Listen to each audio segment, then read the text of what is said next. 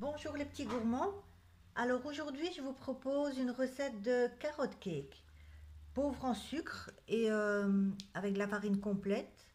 Donc pour cela il vous faudra 240 g de carottes râpées, 90 g de sucre de coco ou de sucre de canne complet ou du sucre tout simplement de canne. Il vous faudra 120 g de farine de seigle ou de farine d'épeautre complète. Il vous faudra 180 g de poudre d'amande. Il vous faudra 2 œufs, 100 g de noix concassées, une cuillère à café de bicarbonate de soude, une cuillère à café de levure chimique.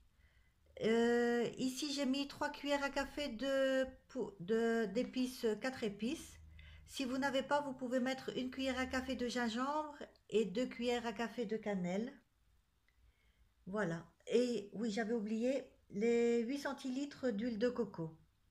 Donc maintenant, on va commencer par mélanger les choses sèches dans un saladier. Voilà, on mélange la poudre d'amande. Vous pouvez aussi alterner, faire moitié poudre d'amande et moitié poudre de noisette. La farine complète, le sucre,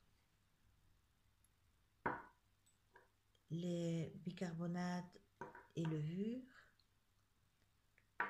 et les épices. Voilà, on va déjà mélanger tout ça. Donc voilà, on va incorporer les œufs.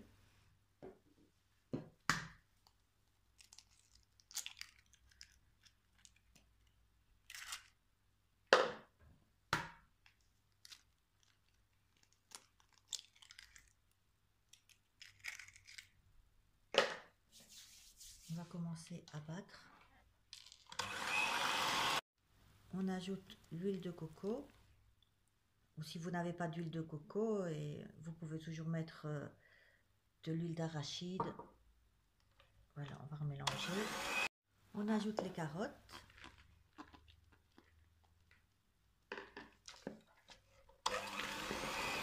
Voilà, donc j'ai mélangé la carotte, mais la consistance ne me plaisait pas trop. Donc j'ai rajouté un œuf. Donc au total, j'ai mis 3 œufs.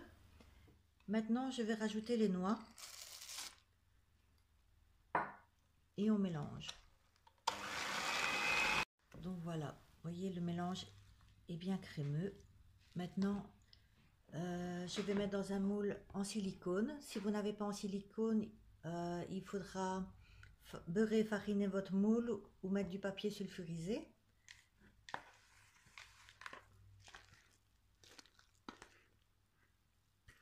Donc c'est la préparation pour un moule d'environ 26 cm, entre 24 et 26 cm.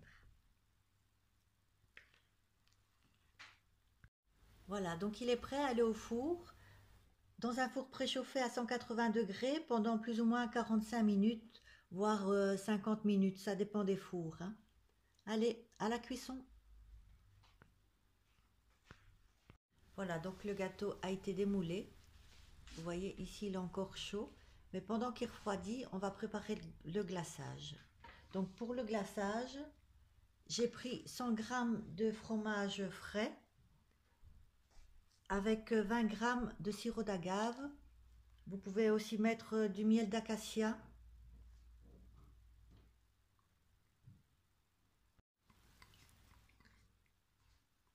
Donc c'est vraiment tout simple.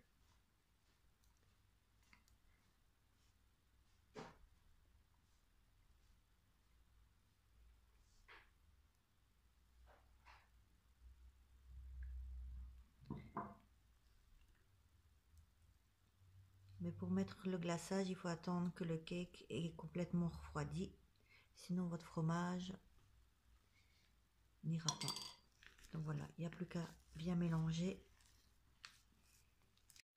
Donc voilà, maintenant il a complètement refroidi.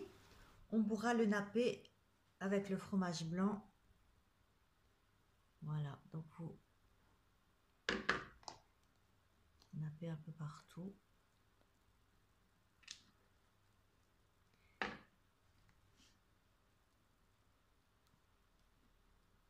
Si vous voulez mettre vraiment une grosse couche, vous pouvez toujours doubler la recette, hein. Mais moi, je n'aime pas trop, donc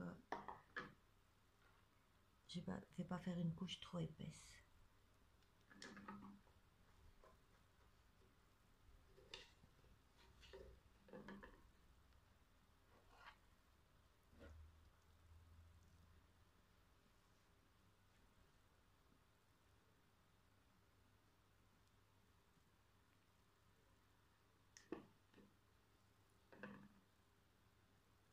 Voilà, on essaye de reboucher un peu les petits trous pour que ce soit joli.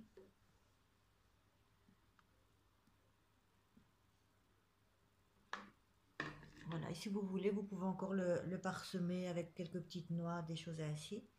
Mais moi, je vais les laisser tout simple. Je vais vous montrer à la découpe.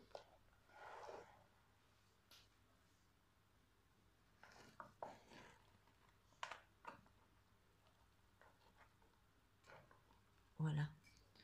Donc vous voyez, il est vraiment bien moelleux. Vous pouvez le manger aussi bien pour 4 heures que pour le petit déjeuner. Voilà, bon appétit!